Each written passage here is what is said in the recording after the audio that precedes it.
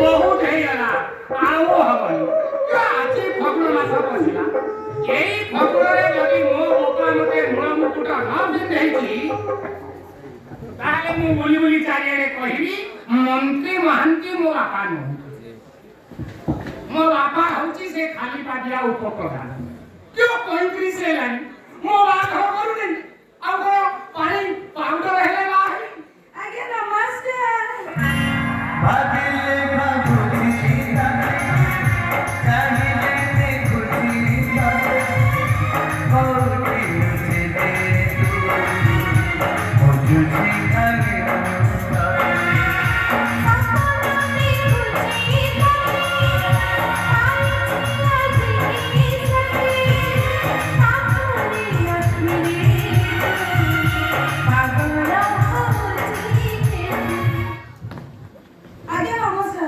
ଆଚ୍ଛା ତମର ପାଣି ପସନ୍ଦ ନା ପାଉଡର? ମାନେ ମାନେ ତମେ କଣ ମୋର ଦୁଃଖ ଲାଘବ କରିବାକୁ ଆସିଛ?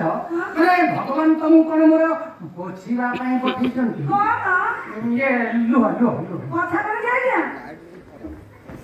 ଇଏ ପାଖ ସ୍କୁଲରେ ଘର ଆଗରେ ଟୋଇଲେଟ ଲେଖା ହେଇଛି ତ। ଆଚ୍ଛା ଆଚ୍ଛା ଆଚ୍ଛା ହଁ ମାନେ ଭଡ଼ାରେ ରହିବ ହଁ ଆମ ଘରେ? ହଁ ପଳେଇବନି ତ? ନାଇଁ ଆଜ୍ଞା ଇଏ ପାଖ ସ୍କୁଲରେ ମୋ ଜଗନ୍ନାଥ ଘରେ ଜଏନ୍ କରିଛି, ହେଲେ ଏକୁଟିଆ ରହିବାକୁ ଘରଟିଏ ଖୋଜୁଥିଲି। ଏକା? ହଁ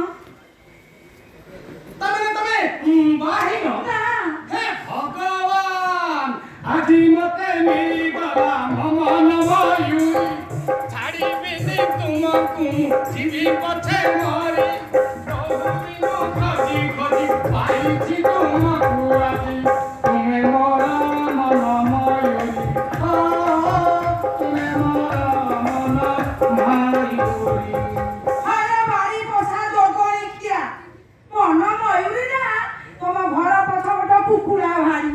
ନା ନା ନା ନା ନା ତମେ ଆମ ଘରେ ରୁହ, ମୁଁ ପଛେ ଜେଲ୍ ଯିବି, ଫାଶୀରେ ଚଢ଼ିବି, ହେଲେ ସଂସାର କଣ ଜାଣିବି, ମାନେ ମଧୁ ଯେମିତି କଣ ଅନୁଭବ କରିବି।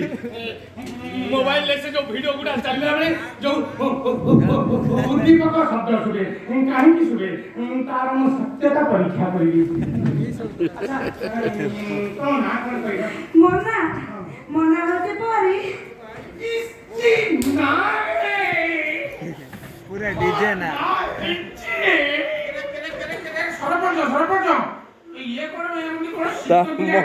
ମନ୍ତ୍ରୀ ପୁଅ ସରପଞ୍ଚ। ବାପା ମୋ ଶରୀର ରୋମାଞ୍ଚିତ ହଉଛି ବାପା, ଅଜଣା ପୁଲକରେ ମୋ ତନୁ ମନ ସେଇଟା ବି ପଲ୍ଲବିତ ହେଇଯାଉଛି ମଲା ଧନ ଭଳିଆ ଦେଖାଗଲାଣି, ଗାଲରେ ମାଉଁସ ଜିରୋ, ପରସ୍ତେ ଖଣ୍ଡ ଅଛି ସେଥିରେ ବ୍ରଣ ମାନେ ସବୁ ମିଟିଂ କରିବେ, ପଲ୍ଲବିତ ହେଇଯାଉଛି। ହେ ବାପା ତୋର ମୋରାଲିଟି ନାହିଁ, ଖାଲି ରୋମାଞ୍ଚିତ ନୁହ ବାପା, ରୋମାଞ୍ଚିତ, ଉତ୍ଫୁଲ୍ଲିତ, ପଲ୍ଲବିତ, ଗୁଞ୍ଜରିତ ସବୁ ହଉଛି ବାପା, ସବୁ ହଉଛି। ବିଶେଷ କରି ଶବ୍ଦ ଗୁଡାକୁ ପାଣିରେ ଏମିତି ଭିଜେଇକି ପୁରା ଚୋବେଇକି ଖାଇଦେଇଛ, ଏମିତି ତୋର କାହିଁକି ହଉଛି? କାହିଁକି ଖାଇଛନ୍ତି ବାପା? ଖାଇଛନ୍ତି ଦେଖ ଘର ଭଡା ନେଇ ଆଇଛନ୍ତି। ବୁଢା ଡାଳେଗଲା।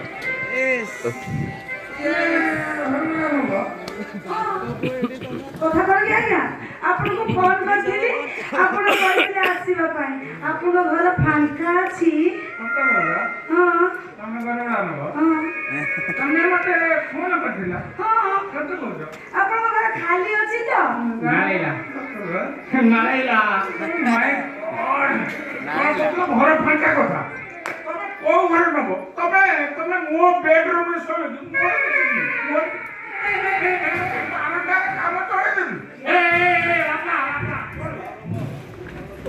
ତୋର ମୋରାଲିଟି ନାହିଁ, ପୁଅକୁ 35 ହେଲାଣି ସେ କଥା ଚିନ୍ତା ନାହିଁ, ଦେଖନି କେମିତି ନାଳ ଛେପ ଗଡ଼ି କଣ ତୁ କଣ ଭାବୁଛୁ ଦେଖିଛୁ ମୋର ଏମିତି ନାଳ ଏଇଟା ଗୋଟେ ମୋର ପୁରୁଣା ଅଭ୍ୟାସ, ତୁ ତାକୁ କାହିଁକି ଭାବୁଛୁ? ତୁ ଯା ଘର ଭିତରକୁ ଯା, ପିଲା ଲୋକ ଏଠି ରହନା, ଯା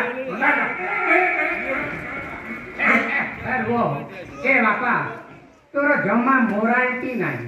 କଣ ବି ସିଏ କଣ ବି? ମୁଁ ଯିବା ପୂର୍ବରୁ ମୋର ଦିଦିଙ୍କ ସାଙ୍ଗରେ କେଇ ପଦ କଥା କହିବାର ଅଛି। କଥା ଦିଦି ତମେ ଆମ ଘରେ ରୁହ, ମୋର ମନା ନାହିଁ, ହେଲେ ଟିକେ ଦେଖି ଚାହିଁ ଚଳିବ। କାଇଁ କଣ ହେଲା କି? କାହିଁକି ନା ଆମ ଘରେ ଗୋଟେ କାମୁଡ଼ା ଶିଆଳ ଅଛି। କାମୁଡ଼ା ଶିଆଳ ପୁଣି ତମ ଘରେ? ଏ ଭାଇ, ମୁଁ ତମ ଘରେ ଜମା ରହିବିନି। କାମୁଡ଼ା ଶିଆଳ ଯଦି କାମୁଡ଼ି ଦବ, ଆଉ ମୁଁ ଯାଉଛି ଲୋ ମା, ଆଉ କୋଉଠି ରହିବି? ନା ନା ନା ନା ଦିଦି ଦିଦି ଦିଦି ଦିଦି ଏ ଶୁଣ ଶୁଣ କାମୁଡ଼ା ଶିଆଳ କାମୁଡ଼ି ଦବ, ମୋତେ ଛାଡିବ ଦିଦି। ନା ନା ନା ନା ଶୁଣ ଶୁଣ ସେ ଏମିତି ସେମିତି କାମୁଡ଼ିଦେବି ନା। ଆଉ?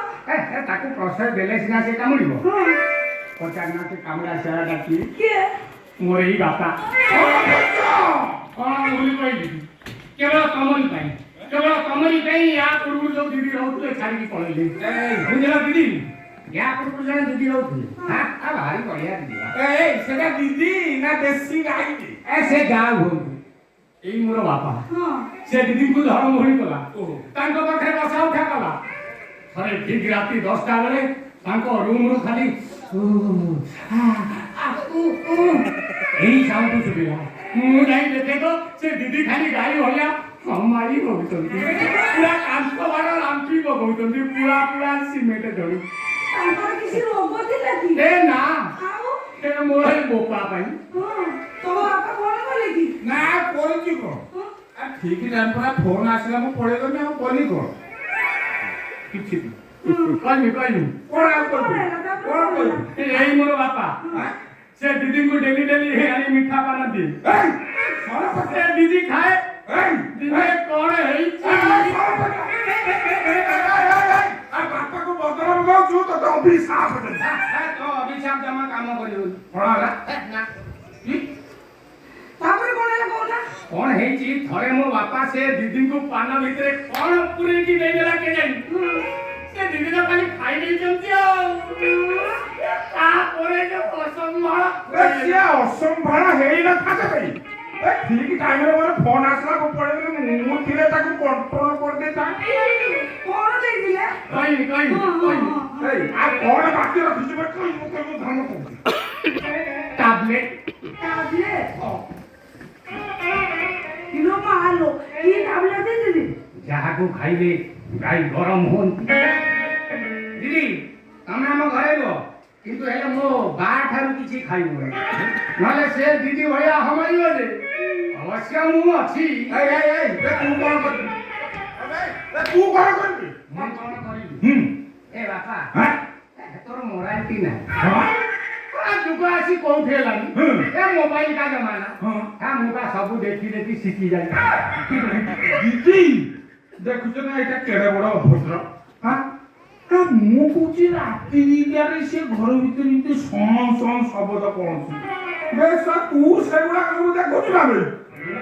ମୁଁ କହୁଛି ମୋ ଗାଧୁଆ ଘରେ ଚିତା ପକେଇଲା କିଏ? ମୋର ତ ସ୍ତ୍ରୀ ଲୋକ ନାହାନ୍ତି, କୁଟିଲା କିଏ? ଚିତା ପକେଇଲା। ତୁ ସେଗୁଡା ସବୁ ଦେଖୁଛୁ ନା ବେ? କହିନି କହିନି। ଆଉ କଣ ବାକି ରଖିଛୁ କହିବୁ? ମୁଁ ଯୋଉ ସେ ଭିଡିଓ ଗୁଡା ଦେଖୁଛି, ସେ ସବୁ କୋଉଠୁ ପାଇବି ପଚାରିବୁ? କୋଉଠୁ ପାଇବି? ମୋବାଇଲ। ବୁଝିଲ ଦିଦି, ମୋ ବାର ହଉଛି 64 GB ମେମୋରି। ଖାଲି ସେଇ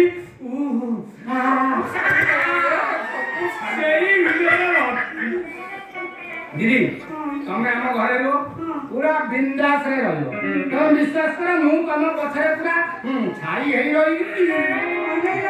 ତମ ବାପ ପୁଅ ତ ପୁରା 100ରେ ଖେଳ କରୁଛ। ଠିକ ଅଛି, ତମେ ଯଦି କହୁଛ ତମ କଥା ମାନେ ମୁଁ ରହିଯାଉଛି, ହେଲେ ତମେ ସତ କହୁଛ ତ? ମୋ ଚାରିପଟେ ଛାଇ ହେଇ ରହିବ? ବିଶ୍ୱାସ କର ଦିଦି, ମୁଁ ତମ ଦେହ ଛୁଉଁଛି।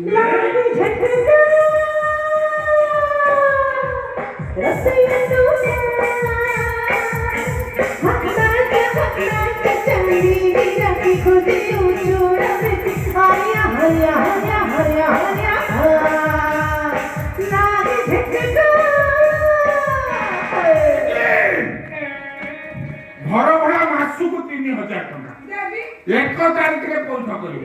ତା ନହେଲେ ଘର ଥିବ, ଜିନିଷ ପତ୍ର ଥିବ, ତମେ ନଥିବ, ବାହାରି ଚାଲା। ଆଚ୍ଛା ତମେ କିଏ କହିଲ? କଣ ହେଲା?